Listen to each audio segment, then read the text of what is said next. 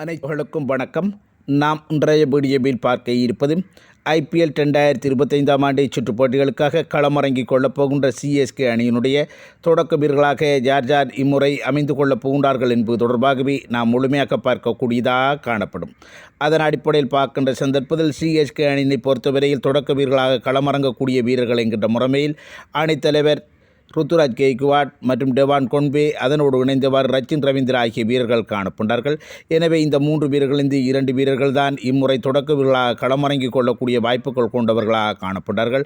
அதற்குமே பார்க்கின்ற சந்தர்ப்பத்தில் கடந்த 2 வருடங்களாக CSK அணியினுடைய தொடக்க வீரர்களாக ருத்துராஜ் கெய்க்வாட் மற்றும் டெவான் கொன்பே ஆகிய 2 வீரர்கள் தான் களமிறங்கி இருப்பதோடு மிகச்சிறந்த பெறுவர்களையும் மிகச்சிறந்த இணைப்பாட்டத்தினையும் வெளிப்படுத்திய வீரர்களாக இந்த ஜோடி இருப்பதன் அடிப்படையில் பெரும்பாலும் இதே ஜோடி தான் இம்முறையும் களமிறக்கிக் கொள்ளப்படக்கூடிய சந்தர்ப்பங்கள் அமைந்திருக்கின்றது என்பது போன்றுதான் தகவல்கள் கிடைக்கப்பட்டிருக்கின்றது. இருப்பினும் இந்த ரச்சின் ரவீந்திரா அவர்களை பார்க்கின்ற சந்தர்ப்பத்தில் சமீப காலத்திலே மிகச்சிறந்த ஃபோமோடு காணப்பட்ட வீரராகவும் அதே போன்று மிகச்சிறந்த சகலதுறை பண்புகளை வெளிப்படுத்துகின்ற வீரராகவும் இருப்பதன் அடிப்படையில் பார்க்கின்ற சந்தர்ப்பத்தில் CSK அணியினுடைய மைதானமான சென்னை சேப்பாக் ஸ்டேடியத்துக்கு ஏற்றாற் போன்ற ஒரு வீரராக இருப்பதன் அடிப்படையில் இந்த ரச்சின் ரவீந்திரா அவர்களுடைய தேவையானது CSK அணியிற்கு அவசியமானதாகவே காணப்பட்டது.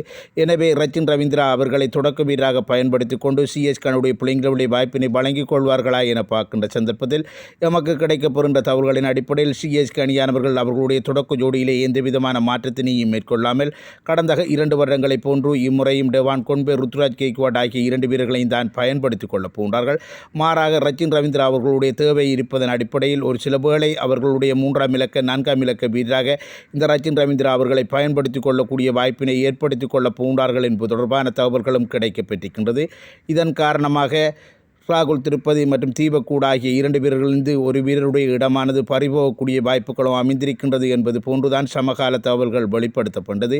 இது தொடர்பான தங்களுடைய கருத்துக்களை கமெண்ட் செக்ஷனில் தெரிவித்துக் கொள்ளுங்கள். மற்றும் வீடியோக்கு லைக் பண்ணுங்க, கமெண்ட் பண்ணுங்கள். நன்றி, வணக்கம்.